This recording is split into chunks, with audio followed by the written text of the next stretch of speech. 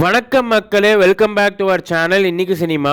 இன்னைக்கு வீடியோ நம்ம எந்த படத்தை பற்றி பேச போகிறோம்னு பார்த்தீங்கன்னா, நம்ம தமிழ் சினிமா இண்டஸ்ட்ரியே அதிர வச்ச ஜனநாயகன் படத்தோட லீக் சர்ச்சை தான். ஆமாங்க, இந்த சர்ச்சையில் இப்போ ஒரு மிகப்பெரிய ஒரு ட்விஸ்ட் நடந்திருக்குன்னு தான் சொல்லணும். அது என்ன ட்விஸ்ட்டு, அது யார் லீக் பண்ணா, எப்படி லீக் பண்ணா, அது ஏன் லீக் பண்ணா, அது மட்டும் இல்லாமல் அந்த லீக் பண்ண கருப்பாடுமே சிக்கிருச்சுன்னு தான் சொல்லணும்.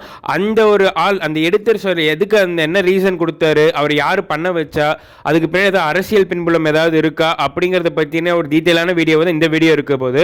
அதனால வீடியோ ஸ்கிப் பண்ணாம ஃபுல்லா பாருங்க. வீடியோக்குள்ள போறதுக்கு முன்னாடி நம்மளோட சேனல் பிடிச்சிருந்தா சேனலை சப்ஸ்கிரைப் பண்ணி வச்சுக்கோங்க. வீடியோ பிடிச்சிருந்தா லைக் அண்ட் ஷேர் பண்ணுங்க. வாங்க வீடியோக்குள்ள போலாம்.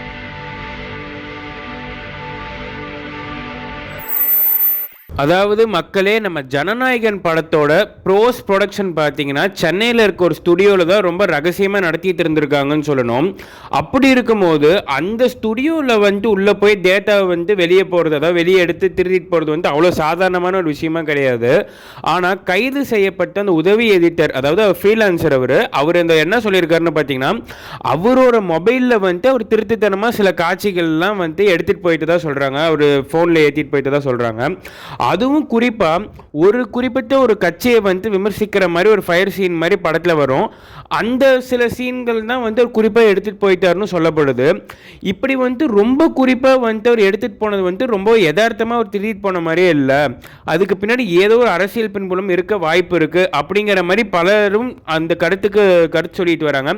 இதை பற்றி நீங்கள் நினைக்கிறீங்க? இவர் இப்படி ஒரு பர்டிகுலராக சில விஷயங்கள் வந்து எடுக்க நினச்சி உள்ளே போய் பண்ணது வந்துட்டு இதுக்கு பின்னாடி ஏதாவது அரசியல் இருக்குமா இருக்காதா அப்படிங்கிறத பற்றி நீங்கள் என்ன நினைக்கிறீங்கிறது தாராளமாக கமெண்ட் செக்ஷனில் சொல்லிட்டு வாங்க. அது மட்டும் இல்லாமல் இந்த எடுத்த சில கிளிப்பிங்ஸை வந்து இவரே வந்து தானாகவே வந்து சில கேபிள் டிவி ஆப்ரேட்டர்ஸ்க்கும் சில டெலகிராம் குரூப்ஸ்க்கும் அனுப்பி வச்சிருக்காரு அப்படின்னு சொல்கிறாங்க.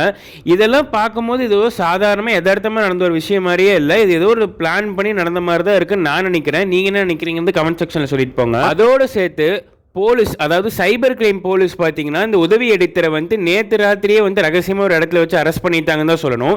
விடிய அவர்கிட்ட விசாரணை நடத்தி அவர் சொன்னது ஒரு விஷயம் வந்து இப்போ கோழி ஊட்டி அதிர வச்சிருக்குன்னு தான் சொல்லணும். எனக்கு பணம் கஷ்டம் இருக்குது, அதனால தான் அதை நான் செஞ்சேன் அப்படிங்கிறத அவர் முதல்ல சொல்லியிருக்காரு.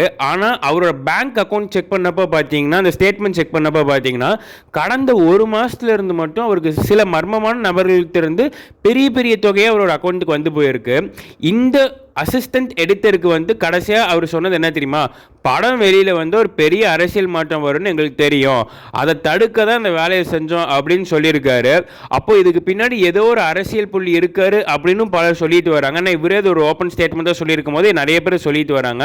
அதை பற்றி நீங்கள் நினைக்கிறீங்க? இதுக்கு பின்னாடி யாராவது இருப்பாங்களா, அப்படி யாராவது இருந்தாங்கன்னா அது யாராக இருக்குங்கிறத பற்றி நீங்கள் நினைக்கிறீங்கன்னு சொல்லி நம்ம கமெண்ட் செக்ஷனில் சொல்லிட்டு போங்க. இதெல்லாம் ஒரு பக்கம் இருக்கும் போது நம்ம தளபதி விஜய்க்கு இந்த லீக் விஷயம் தெரிஞ்சு அவர் ரொம்பவே வருத்தப்பட்டதாக சொல்லப்படுது. ஏன்னா வந்துட்டு அவர் உழைப்பை திருடுறது வந்துட்டு ஒரு கலைஞனோட விஷயமே கிடையாதுன்னு அவர் சொன்னதாகவும் சொல்லப்படுது. இதெல்லாம் ஒரு அதிகாரப்பூர்வமான தகவல் கிடையாது, இதெல்லாம் கேள்விப்பட்ட விஷயங்களை வந்துட்டு நான் அப்படியே சொல்கிறேன். இது எனக்கு எந்த ஒரு அஃபீஷியல் சோர்ஸஸ்லையும் வந்த ஒரு விஷயம் கிடையாது. ஆனால் அதே நேரத்தில் விஜய் சார் வந்துட்டு ஒரு அதிரடி முடிவு எடுத்திருக்கிறதாகவும் சொல்லப்படுது. அது என்னன்னு பார்த்தீங்கன்னா, இந்த லீக் சம்பவத்தில் வந்துட்டு படம் தோற்றுன்னு நினச்சவங்களுக்கு ஒரு பதிலடி கொடுக்குற மாதிரி இன்னும் சில எக்ஸ்ட்ரா சீன்ஸ் வந்துட்டு அவர் வைக்க சொல்லியிருக்காரு போல். என்ன டெலிட்டட் சீன்ஸ், இந்த எடுத்த சீன்ஸ் சில சீன்ஸ் இருக்கும் இல்லையா, அதையும் வந்து படத்தில் வந்து ஆட் பண்ண சொன்னதாக சொல்லப்படுது. அதோடு சேர்த்து இது இன்னும் மெயினான சில காட்சிகள் வந்து தியேட்டரில் வரும்போது அது இன்னும் பயங்கரமாக இருக்கும் அப்படிங்கிற மாதிரியும் சிலர் சொல்லிட்டு வராங்க. எது எப்படியோ மக்களே, என்னை பொறுத்த வரைக்கும் இந்த லீக் சம்பவங்கிறது மிகவே ஒரு தவறான ஒரு விஷயம் தான் சொல்லணும். ஏன்னா அது தளபதிங்கிற ஒரு தனிநபரை தாண்டி இதில் வந்து இந்த படத்தில் வேலை செஞ்ச பல கலைஞர்களோட உழைப்பு இருக்குன்னு தான் சொல்லணும்.